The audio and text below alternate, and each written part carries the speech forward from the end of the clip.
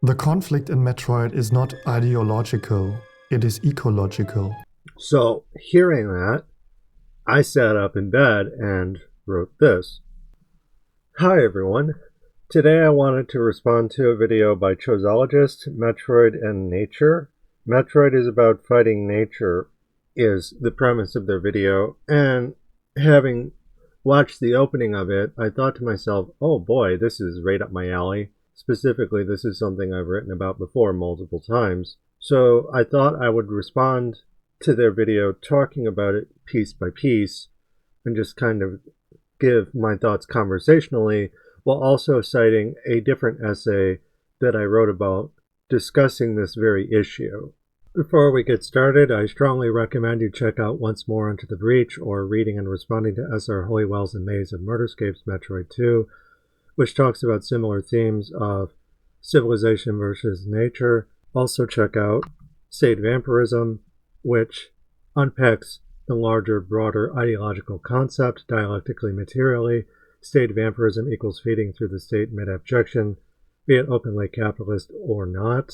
In other words, there are different forces at work, a dialectic, or study of opposing forces, a dialectical material critique that I'll be giving, civilization versus nature, but the state versus nature in tokenized language that confuse the line between nature and the state. As the state dies and the cycle of life and death continues, there's basically a forced reconciliation with something that civilization has not only become alien from, but predatory towards in unnatural man-made ways, generally through the eyes of Samus, the protagonist, a Russian doll or framed narrative coming from Frankenstein, where the division between nature and civilization, woman and nature, pirate, cop, criminal, etc., none of these things are discrete, and the space is biomechanical, and the person inside the space is biomechanical, and they may or may not come from said space, and whether or not their origins actually decree that they did, they become a part of the space by taking things from it and ingesting, incorporating, or otherwise becoming one with the space as something that they take back with them to the colonizer, that kind of thing. So that's the dialectical material critique that I'll be thinking about, encouraging people to think about vis-a-vis Chozologist. Lastly, before we get started, I want to share a comment that I wrote based on the thesis statement Chozologist makes. Metroid is about fighting nature. That's their thesis argument, if you will. The conflict in Metroid is not ideological, it is ecological. We do not fight an army, an empire, or a supervillain. We battle wildlife, flora and fauna, So, the conflict isn't ideological, it's not a battle between armies or nations, but nature itself. So, hearing that, I sat up in bed and wrote this. The game and franchise, I would argue, is eco-fascist. While many of the creatures inside simply exist and don't have or follow any kind of plan, Samus does, and her following of said plan leads routinely to the destruction of nature as either outright enemy, mid-abjection, or accidental scapegoat. Life is a virus to extract, exterminate, and or replace under state power, consuming itself and everything around it. The state, in this case the Federation, is the destroyer of life while pimping and policing it through Samus, Aria's white Indian on black planets, as my essay responds to you and Hollywell argues. Edit. I also wrote about this in a previous essay about different shooters and video games simulating the larger conflict, nature versus the state, from my book series. In other words, if Metroid is about fighting nature, as Chozologist argues, I would extend that to fighting nature with nature while being of it to a liminal degree. From Nietzsche, if you gaze into the abyss also gazes into you, wherein Samus, while being told to fight nature, realizes she is of nature in ways where there are good and bad aspects through state ideology. She is of the Chozo, who are good nature, and she has to destroy Mother Brain, Ridley, and other aspects of bad nature on various planets. And the entire narrative revolves around that idea. Metamorphosis, Franz Kafka's Metamorphosis, specifically a feeling of transforming while you're alive into something else. You don't enter a state of unconsciousness and while you're asleep transform. You transform while awake in a state of conflict, specifically perpetual conflict versus nature, in ways where you feel like you might be turning into a monster, where Samus, through her bond with the Chozo, but also the Metroid, oscillates between positions of good and bad nature while conducting eco-fascism for the state. And that brings us to a poetic idea, transformation, dark transformation, radical change, vis-a-vis a concept called acid communism, which I've written about before in a section of my book series, Call of the Wild, which also incidentally contains my subsection, Nature versus the State. So we'll start with the larger outward container, Call of the Wild, and we'll work our way inwards, talking poetically about things that pertain to the thesis argument Chozologist made that I'm building upon to make it less reductive in a dialectical material way. Call of the Wild is actually from a section of my book series, Call of the Wild or Sex Education, Transforming the World, opening in part 0. And if we scroll down, this is the opening, and I talk about transforming the world through gender non-conforming ways of viewing the world, and by extension, an idea raised vis-a-vis Marx called acid communism, or viewing the world in a drug-like way that's darkly transformative, and tied to indigenous cultures, incidentally. The natural egregore is often anthropomorphic, though, which is why I'm including it in this section of the volume.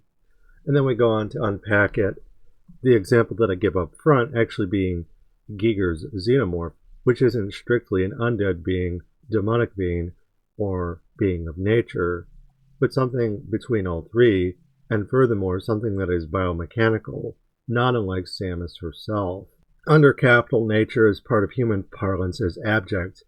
I go on to explain various poetic ideas, but the main takeaway here, and something that I talk about in the opening premise of this section, and then deeper in, nature versus the state, is that nature is abject. Nature is alien, other, criminal, monster, something to fight against, an enemy. And this does, despite what Chozologist insists, have an ideological bent. It is not divorced from ideology. It is not divorced from armies. In the case of Samus, she is a one-woman army, and it is her job to police nature away from Earth and into the far reaches of space through revenge arguments, RE, white Indian, black planets, as my previous essay, Once More Unto the Breach, argues. Specifically, from the same instruction booklet that Chozologist cites, I mention something here. The game, like the franchise, rewrites itself constantly to further objection versus nature. The first game is pure propaganda, to be sure. See the Metroid Story from the original instruction booklet, which reads like George Bush Sr.'s New World Order speech. Quote, "We have before us the opportunity to forge for ourselves and for future generations a new world order, a world where the rule of law, not the law of the jungle, governs the conduct of nations." And this is a trend that would continue from the first game into the second, the third, and so on. Samus versus nature, where it seems like it's not ideological, but it is. So here we have the instruction booklet, the official document. And if you go to table of contents, the Metroid Story. So, again, Samus isn't just a bounty hunter, she's a cop. And she becomes increasingly cop-like in ways that police nature in Cartesian ways, which is to say, to penetrate the womb of nature and torture her secrets out of her. So nature isn't just some random thing to fight that has no ideological bearing. The conflict is directly and constantly ideological through Samus, a cop, a pimp, specifically a token cop, an Amazon that is subjugated by state power. The Metroid Story. In the year 2000 of the history of the cosmos, representatives from the many different planets in the galaxy established a congress called the Galactic Federation, and an age of prosperity began. A successful exchange of cultures and civilization resulted, and thousands of interstellar spaceships ferried back and forth between planets. But space pirates also appeared to attack the spaceships. The Federation Bureau created the Galactic Federation Police, but the pirates' attacks were powerful, and it was not easy to catch them in the vastness of space. The enemy is out there, in nature. It's a Vietnam allegory, if you will, which comes from older ethnocentric refrains that would conflate enemies of empire during the age of imperialism as of nature per Cartesian thought. The Federation Bureau and the Federation Police called together warriors known for their great courage and sent them to do battle with the pirates. These great warriors were called space hunters. They received large rewards when they captured pirates and made their living as space bounty hunters. It is now the year 20x5 of the history of the cosmos, and something terrible has happened. Space pirates have attacked a deep space research spaceship and seized a capsule containing an unknown life form that had just been discovered on planet SR388. RE, the plot to Alien, basically. This life form is a state of suspended animation, but can be reactivated and will multiply when exposed to beta rays for 24 hours. It is suspected that the entire civilization of planet SR388 was destroyed by some unknown person or thing, and there is a strong possibility that the life form just discovered was the cause of the planet's destruction. To carelessly let it multiply would be extremely dangerous. The researchers have named it Metroid, and were bringing it back to Earth when it was stolen by the space pirates. So, RE, the Promethean Quest, Ozymandias, Communism. Can't let communism multiply, right? It has to be contained. If Metroid is multiplied by the space pirates and then used as a weapon, the entire galactic civilization will be destroyed. After a desperate search, the Federation police have found the pirates' headquarters, the fortress planet Zebes, and launched a general attack. But the pirates' resistance is strong, and the police have been unable to take the planet. Meanwhile, in a room hidden deep within the center of the fortress, the preparations for multiplying the Metroid are progressing steadily. So, as I'm reading this, just try and keep in mind that the thesis argument that Chozologist said, Metroid is about fighting nature, not an ideology. That's just not true. It is nature through a cops and robbers narrative. The pirates stole our shit. Please, space cop, go and get it back for us. Invade the fortress guerrilla style, white Indian, and take back what's ours from the black planet. The black planet that, if this thing that was stolen from us gets out, will destroy the entire world as we know it. This is capitalist realism. The Metroid, Communism, Vietnam, Saigon, Space Rambo, this is all something that emerged alongside Aliens after Rambo 2. This is a Vietnam revenge fantasy. This is neoliberalism. So there's absolutely an ideology here, and one based off of older thought under capitalism currently. As a last resort, the Federation police have decided on this strategy to send a space hunter to penetrate the center of the fortress and destroy the mother brain, the female Medusa-grade heart of the communist entity, the alien queen. The space hunter chosen for this mission is Samus Aran. He is the greatest of all space hunters and has successfully completed numerous missions that everybody thought were absolutely impossible. He is a cyborg. His entire body has been surgically strengthened with robotics, giving him superpowers. Even the space pirates fear his spacesuit, which can absorb any enemy's power. In other words, he's a vampire, but his true form is shrouded in mystery. The planet Zebes is a natural fortress.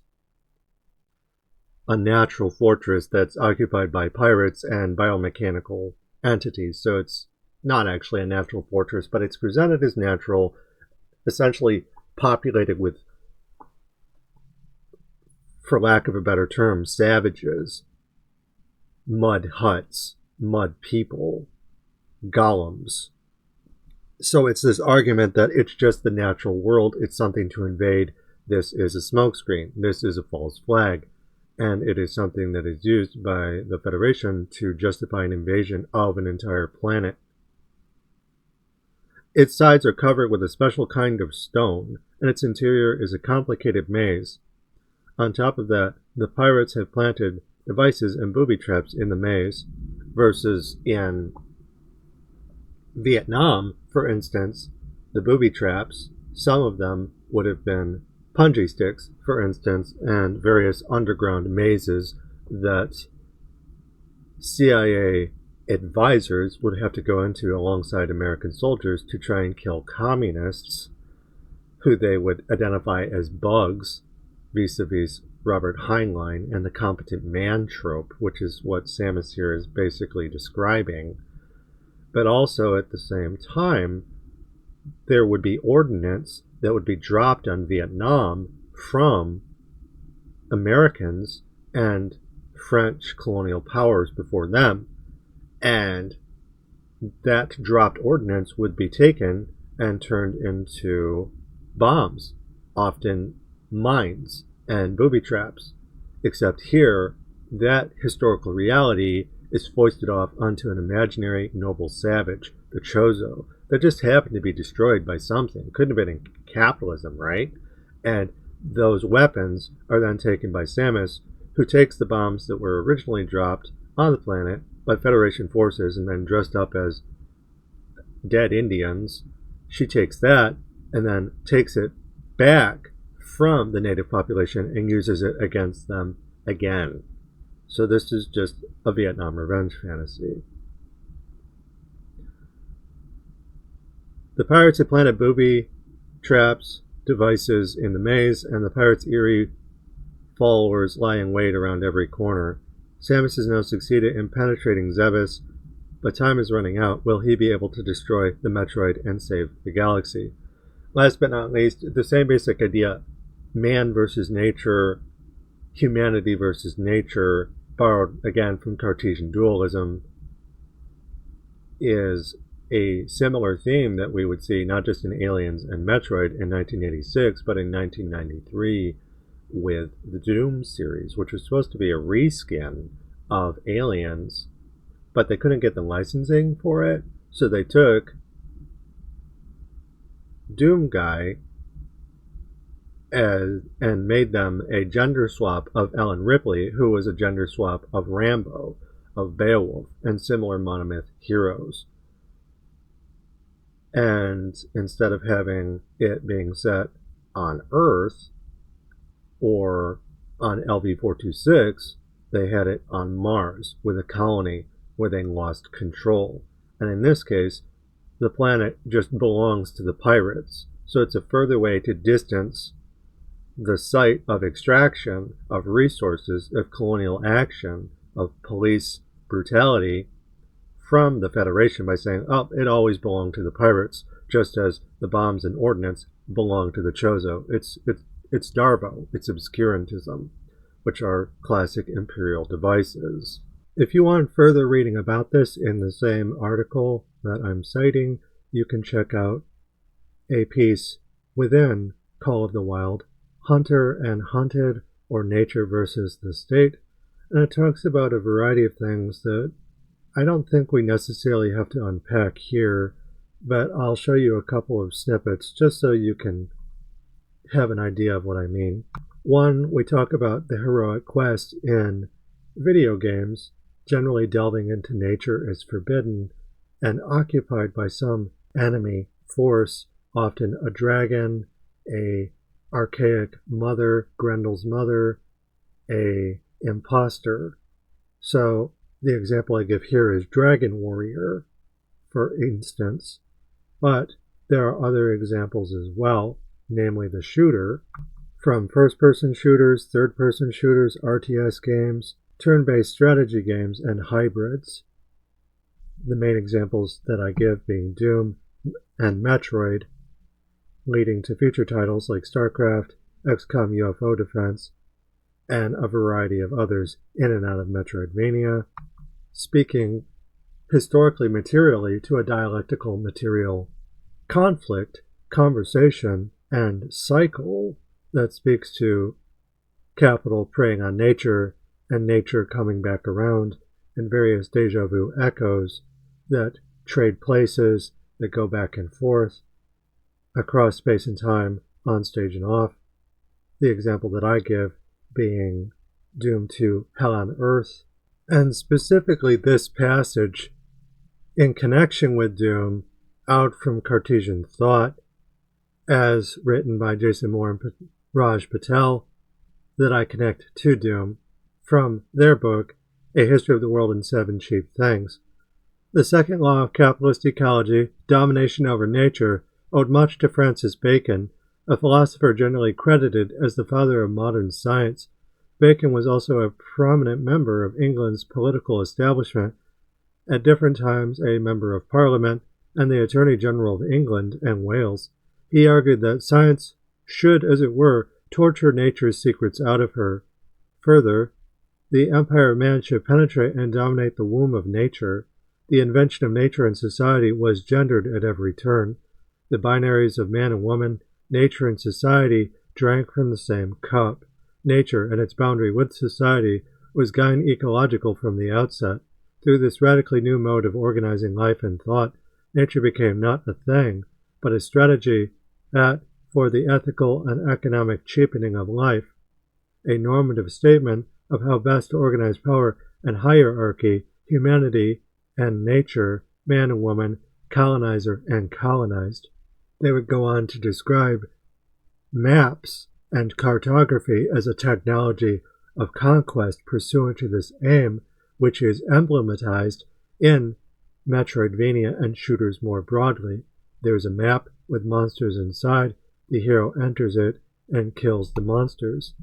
RE, Doom Guy versus the Cyber Demon from Doom 2 Hell on Earth, and the pimping of nature by the state through proxies, video games, and a cycle of media grappling with that dialectic of the alien, of nature as alien, as something to police by beings that aren't quite of nature, but aren't quite of society, namely women in Metroid.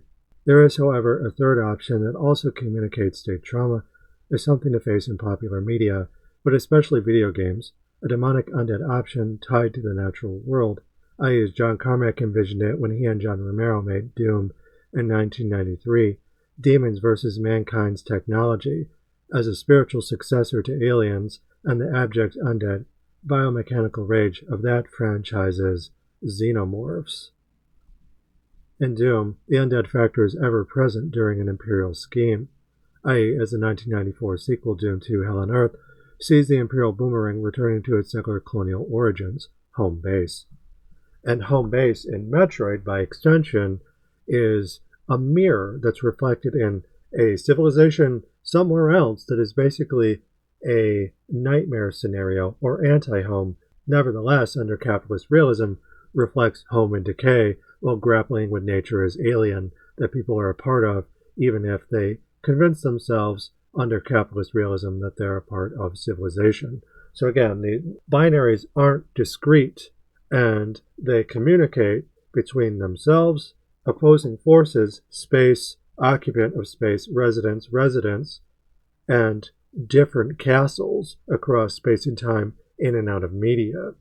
So these are all things that Meeson and Beim we discuss while critiquing the thesis statement that Chozologist makes.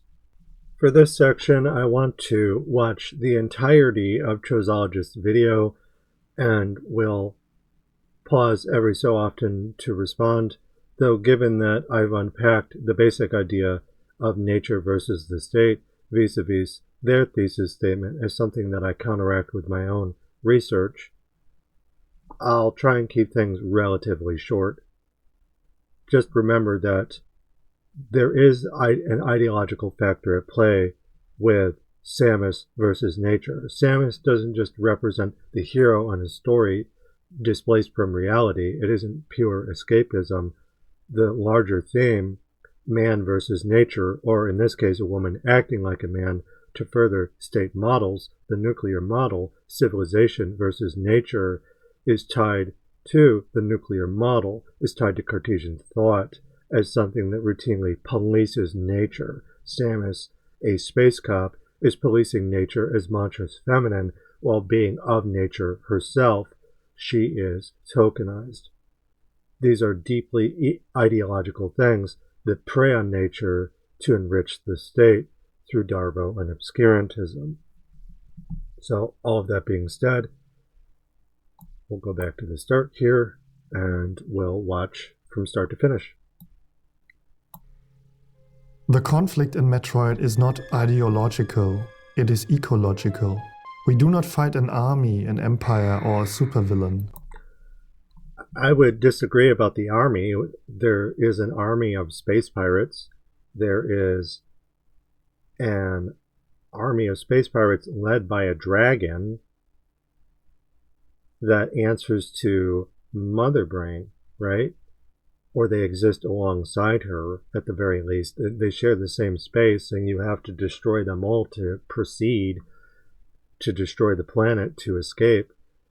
So you do fight an army. You do fight an evil super being or general, or so. There is a hierarchy of values, of minions, of lieutenants, bosses, and final bosses that is structured in a very us versus them type way. We battle wildlife, flora and fauna, the environment. Also, I would say that this changes per game. If you look at the later Prime games, for example, the conflict becomes much more militarized in a way that's recognizably one army versus the other.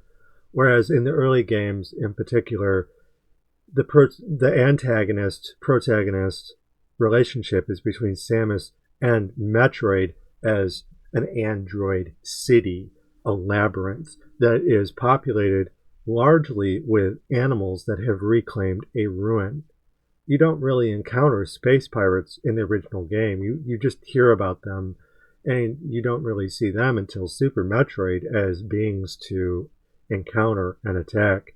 But you do engage with them eventually, and even in the original game with the instruction booklet, as we read already, they are a part of the story diegetically. It's a paratext, but it's still a part of the story. Metroid is about fighting nature. I would agree. You know, as a basic premise, it's about fighting nature, but what does that signify? As I say, it signifies state predation on nature. Nintendo's manual for the original Metroid game includes a list of every enemy you can encounter during your playthrough. Nearly all of them are creatures that have a biological component. Different mini-bosses and natural organisms. This one is just described, again, as a mini-boss. There's several mini-bosses before you fight the final boss, for instance. Biological beings that simply exist. They do not pursue an agenda or plot an evil plan. That's overshadowed by the fact that the pirates, which while you don't encounter, in the same instruction booklet that we just looked at, the agenda is something that is left for the viewer to infer through the natural organisms that they're fighting. So despite the fact that Samus isn't encountering something that announces its evil plan, you are told that the planet occupied by space pirates has an evil agenda, an evil plan, and that evil plan is something that she enacts violence on, not on the pirates that she's told about, but on the natural world. She is persecuting the natural world through the agenda of the pirates who stole technology from the Galactic Federation, and she is going to Zebes to destabilize the region. It's a form of regime change, but it's dressed up as they're just bugs. They're just beings of nature. This is settler colonialism 101. They inhabit the environment that Samus forces her way through. But again, your description is obfuscating the reality that this is settler colonial violence. This is how someone of the state would be like, these are just animals. They don't have an agenda. And yet the instruction booklet and the modus operandi of Samus through said booklet, the thesis argument for her actions against nature and the planet is it's a police operation. The only exception is Mother Brain, yet even she, the only entity with an actual agenda, is literally an organ, and thus the perfect symbol for nature and biology. Yeah, monstrous-feminine. And the enemy is weak and strong. She is able to think, but she cannot think because nature is mechanical. The idea of nature is mechanical goes back to Enlightenment thinking, to Cartesian thought. Even the two bosses, Ridley and Kraid, who later become commanders of the space pirates, they're dragons, are depicted as mere life forms. The manual states that Ridley is the original life form of the planet Zebes, controlled by Mother Brain. Basically a monster that is under the influence of something that can think and not think, the same way that Ridley can think and not think at the same time. He is under the influence of some kind of parasite, some kind of invader. Again, these are metaphors for communism as insect, as parasitoid, as false thought, a virus that is neither alive nor dead and must be wiped out, while treating it as we're just stepping on bugs. It's just Samus versus nature. And therefore does not act on its own will or ideological foundation. Again, this is not true. Like, oh, it doesn't have an ideology.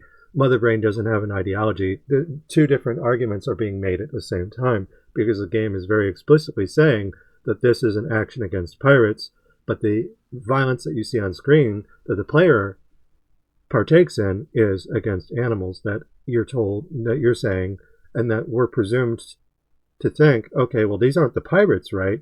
But they are the pirates, but they're presented as animals, as beings incapable of thought. So they're both capable and incapable of thought. They are thinking beings and extended beings, or rather extended beings that threaten the ability to think and have to be wiped out before they can become sentient. It's domino theory. The world Samus is born into looks and feels organic. It moves, reacts to her, and given that most of its wildlife behaves aggressively, she seems unwelcome. She is unwelcome, and furthermore, the world itself is organic and inorganic. It's not strictly one or the other. It's generally a Promethean or a ruined civilization that has become overgrown. It is literally a fallen colony, and she isn't just stepping on bugs. It's a colonial action to maintain or a hold on the colony or reclaim something vital from it through a revenge fantasy. And this is a reoccurring or cyclical thing from the French to the Americans, from the Chozo to the Galactic Federation vis-a-vis Samus as the instrument of state power. The developers aimed to evoke the aesthetic of H.R. Giger's biomechanoid art. I would argue they went further, ultimately returning to nature itself. I would argue that the whole point of Alien is a return to nature as dead, decaying, a necro-biome, a space where something has died and new life is growing in its place, but it seems alien because for the inhabitants of civilization, nature is alien, including the marriage between life and death, which is what Geiger was talking about. So it wasn't that Geiger wasn't talking about that, and then Alien and Alien's successor, Metroid, went further than Geiger did. This is basically a refrain that Geiger was talking about himself. And if you want more information about that, you can go to my essay about nature versus the state. I talk about drug-inducing qualities, forbidden sight, and acid communism as a derelict ancient thing that is discovered in a Gothic fake, a story inside a story inside a story, that Geiger is absolutely central within. The interrogation of a derelict ancient otherworld that is biomechanical. So Geiger was knee-deep in that. Metroid, Alien, The Promethean Quest, At the Mountains of Madness, all these kinds of stories explore the same basic idea, a reunion with nature as necro-biome, as biomechanical, as drug-like, as forbidden, etc. Bio without the mechanoid. The theme of nature is omnipresent throughout the franchise. But not divorced from the inorganic. Again, Samus is a cyborg. She's not just a pure organism. The closest thing to a pure organism would be the Metroids, who are a natural species endemic to the planet, and yet they are harvested in ways where they become biomechanical through Samus herself. The Metroid timeline tells of parasites, extinction and infection. It is a tale of biology. In contrast, refuge spaces in Super Metroid are always mechanical. Save rooms, map stations and recharge chambers are built as architecture, a manifesto against nature, serving humanity as a bulwark against... Yes, yeah, absolutely, yeah. So technology is invading nature. The organic, the ever-changing. This is why Samus is depicted as an... But that's an ideology, right? So you're contradicting yourself a little bit here, quite a bit, because the ideology of the dialectic of nature versus the state is an ideological thing. It's not just nature by itself. It is both nature versus the state. So my problem isn't that you outline a broader theme. Metroid isn't an ideology, but it's just versus nature. That unto itself, first off, is an ideology, but it's an ideology of the state, civilization versus nature through Samus, who isn't just an organism, but she is an organism that's subjugated in cybernetic ways that cause her to reinvade nature as abject, as something that is constantly in a state of life and death, as Samus is herself, a constant state of transformation through this larger dialectical material struggle.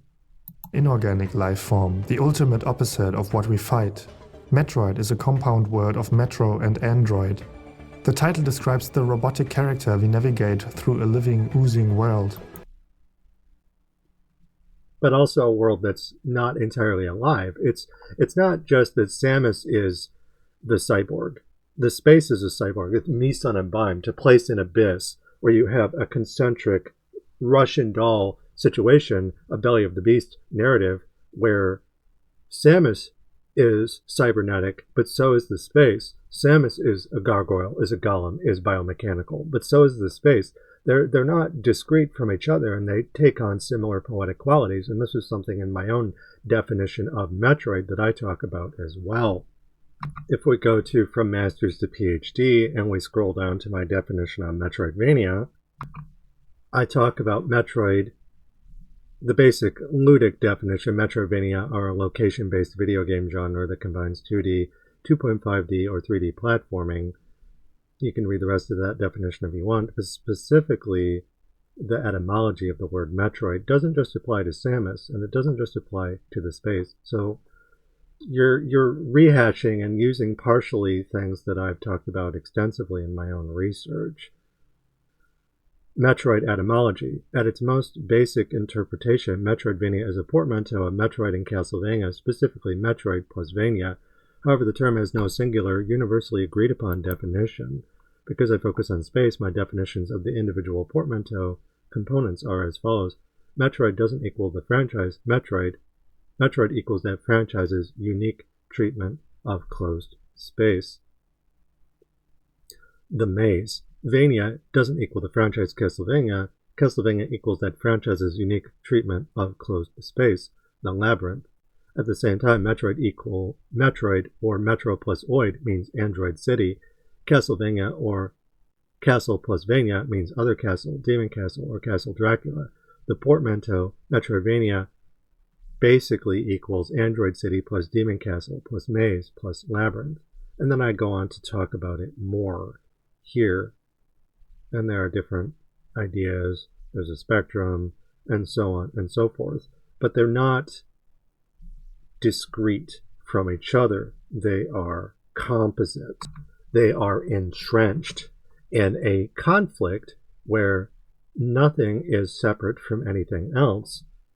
Ontologically, categorically, things are not neatly able to divide between nature and technology, between the space, between the protagonist, and the two of them versus each other across space and time, Ari Bakhtin and the Chronotope.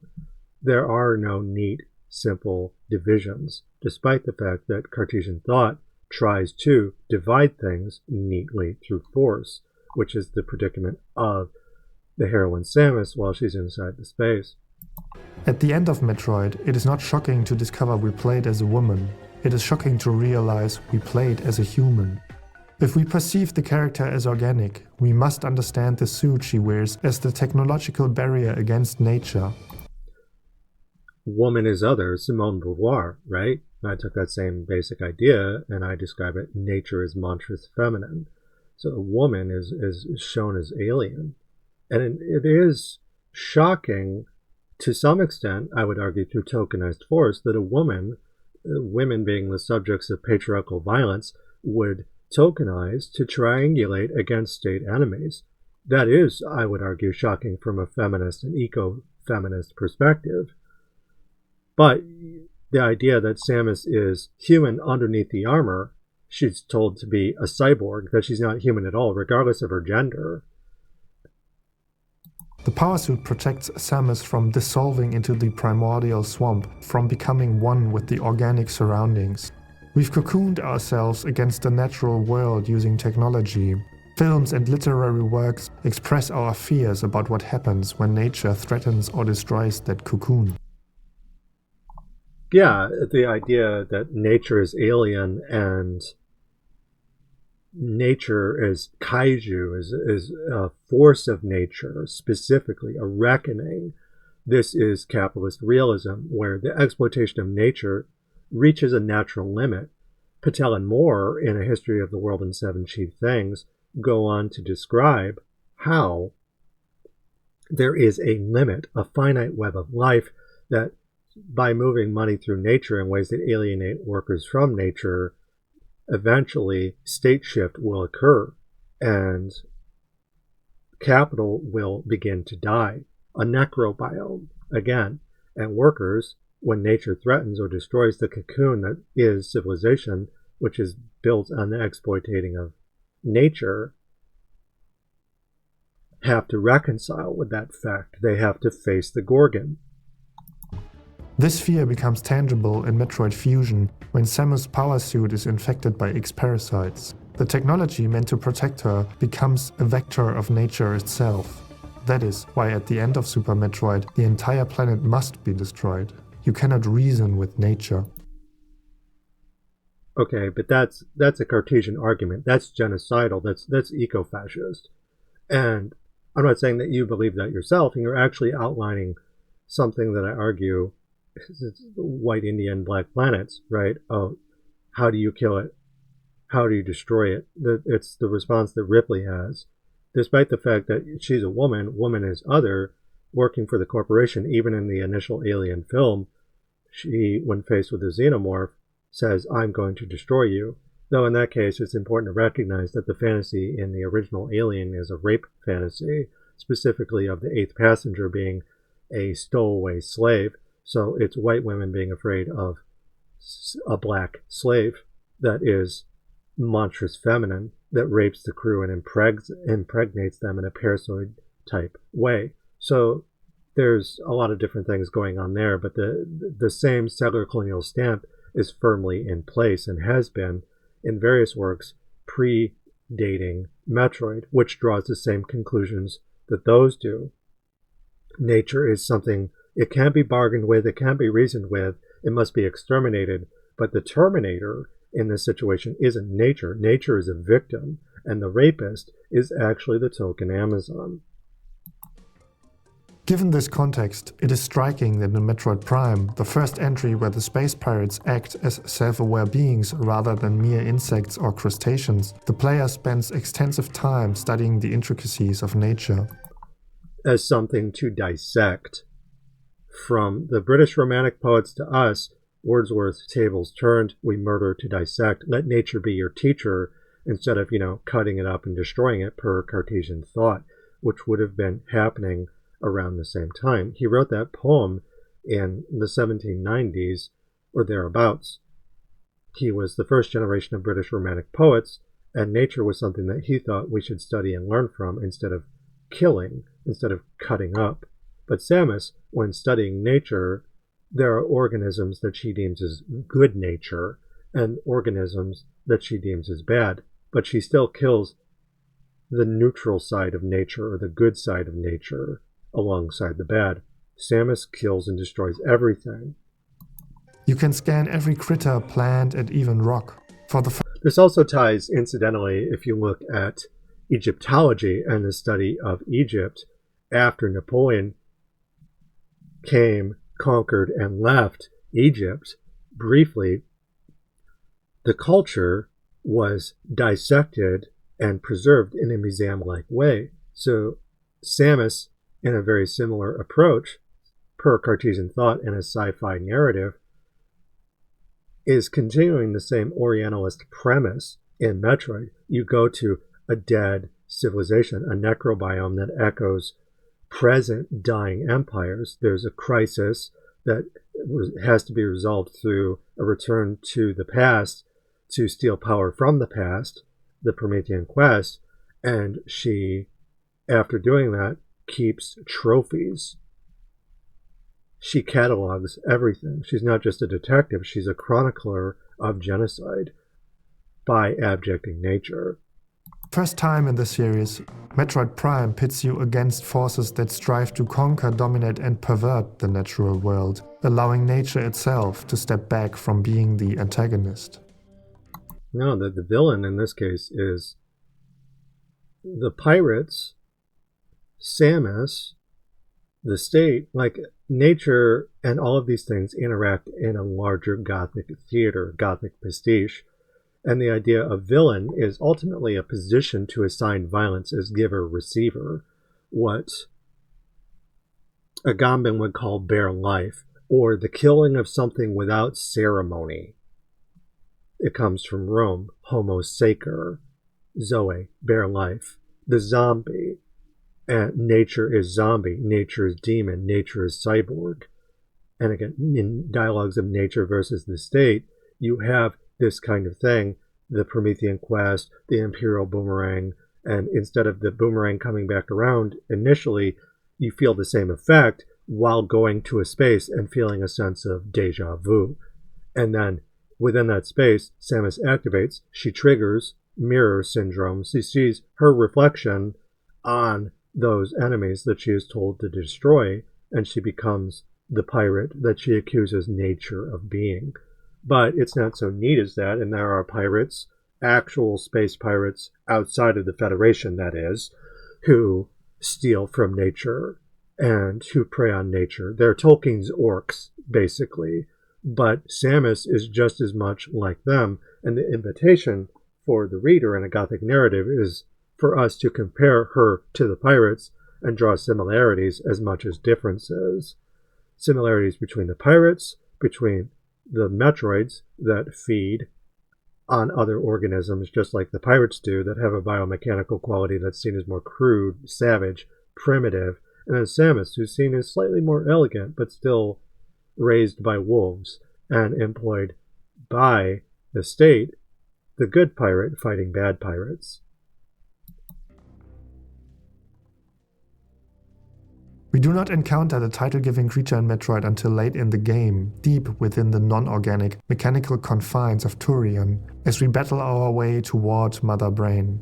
The Metroids are weaponized nature, designed and bred. They are engineered tools of destruction.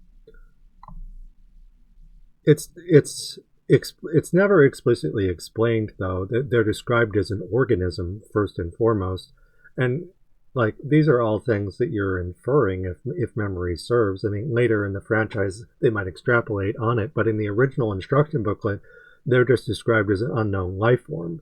And you're intuiting, based on the Promethean quest, that they must be a technology. The idea that technology comes from nature is something to exploit, and these can be bred for war, but they're also, at the same time, seeing as beings of nature, and the biomechanical components actually come from Mother Brain, from the space pirates, from Mecha Ridley, etc.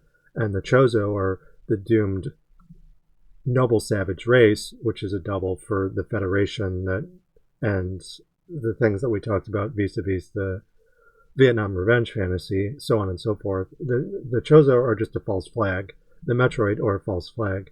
All of this is a false pretense to invade and pimp nature. Oh, look at these terrible vampiric organisms. They're natural, they're unnatural, they're vampires. They're something that we have to go and attack by doing what we're accusing them of doing. Evolution pushed to its breaking point, where nature, stripped of all constraints, becomes its own most terrifying form. Samus. What do you think the SAX is? It's a reflection of Samus being the very destroyer that she accuses the Metroids of being, while hypocritically ingesting them. Or as I write, in my Metroid A Maze of Murderscapes about Samus and the SAX, the SAX is basically a double of Samus. A going native white savior theme abjecting state abuse onto Samus's walking shadow.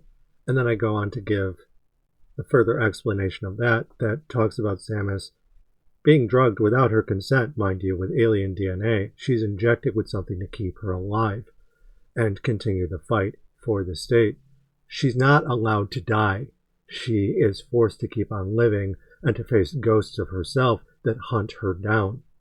So the greatest monster is nature's monstrous-feminine, which includes the Metroids, it includes Samus, it includes Mother Brain, and a variety of other things that are seen as abject, alien, criminal, what have you, in a cops and robbers story that recruits from the prison population to police the inmates. Metroid is about fighting nature. Metroid is about fighting nature, which has an ideological component, an eco-fascist component, re what I write here. The game and franchise, I would argue, is eco-fascist. Metroid isn't just about fighting nature, but fighting nature while being of nature and trapped between a state of nature and civilization. It's a liminal position where you are taken from nature into civilization, which sends you back to fight nature with technology that interweaves with nature in retro-future, concentrically recursive ways. It is time as a circle, and that circle is a giant ruin explored inside and outside of the protagonist in spaces, in space, outer space, and across space and time.